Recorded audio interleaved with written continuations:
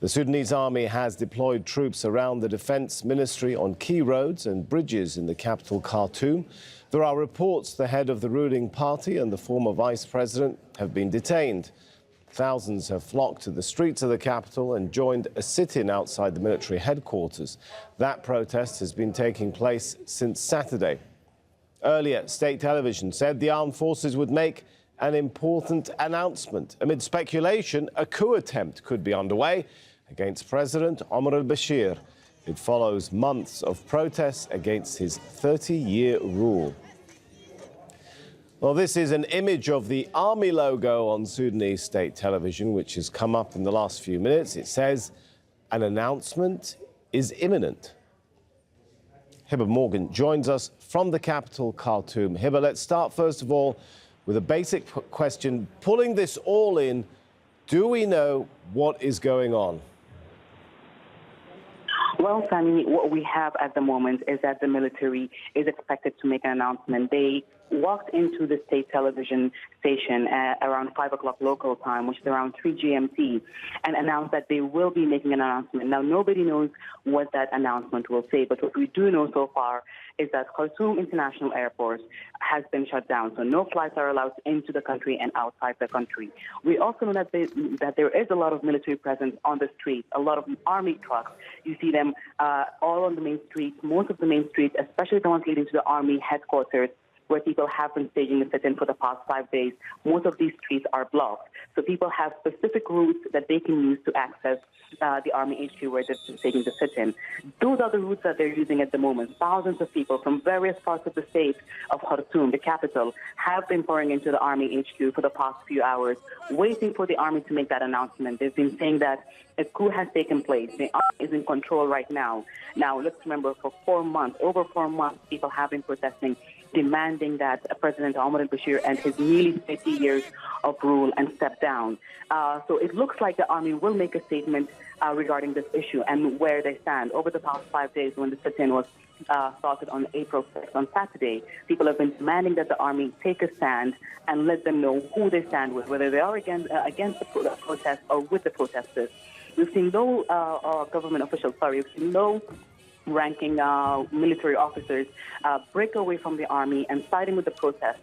And we've seen army officials, senior army officials, national security officials, as well as police officials coming out with statements saying that they understand why the protesters are out in the streets and why they're staging the sit-in, and that they should be protected and their voices be heard. So right now, people on the streets are expecting that the army will make an announcement, and they're expecting that the army will announce that they are taking over Sudan. Let's break this down step by step just to try and get as much clarity as possible into the picture right now, Hiba. You mentioned that the army are out on the streets. Is there any sign of them taking the sort of posture that is typical in a coup situation, i.e. moving into key buildings, taking over ministries, taking over government offices, radio, television stations, etc.? Where are they on the streets? Well, at the moment, besides blocking the main streets, they have shut down the airport. As I've said, there are no flights coming in and out of the country because the army has shut down the airport. And yes, they have taken over the radio stations and the television station.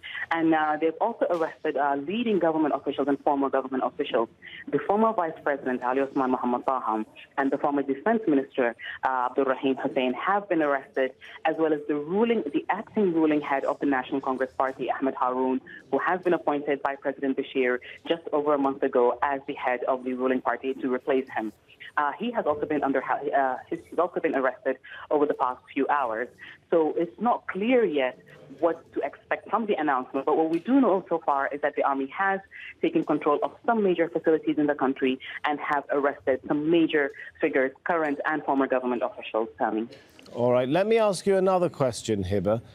Any sign of the army in any way interfering with the protesters?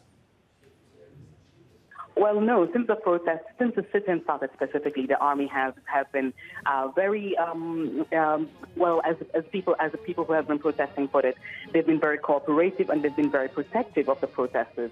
Now, let's remember, on Monday and Tuesday, security forces fired at the sit-in to try to disperse the thousands and thousands of people who have been sitting there for over 48 hours. the army opened their HQ, let the protesters in, and fired back at national security, and came out with statements condemning the move and saying that they will protect the protesters. That hasn't changed. They are still on the streets, yes, and people have been pouring in, congratulating the army even before a statement has been made. But the army so far has not approached the protesters. They seem to be still taking the stance of wanting to protect the protesters in case the security gets out of hand. All right, so to recap the picture that I'm understanding from you, Hiba, it sounds like the army is on the streets. The army has taken over many key installations you've mentioned. A whole bunch of important people, key figures associated with the ruling regime, have been arrested. But the army hasn't stopped or interfered with the protesters by and large, and they're still streaming in and out and have freedom of movement. All of this would suggest to one that this does look like a coup against the ruling regime, but not one that's directed against the protesters themselves at this point, correct?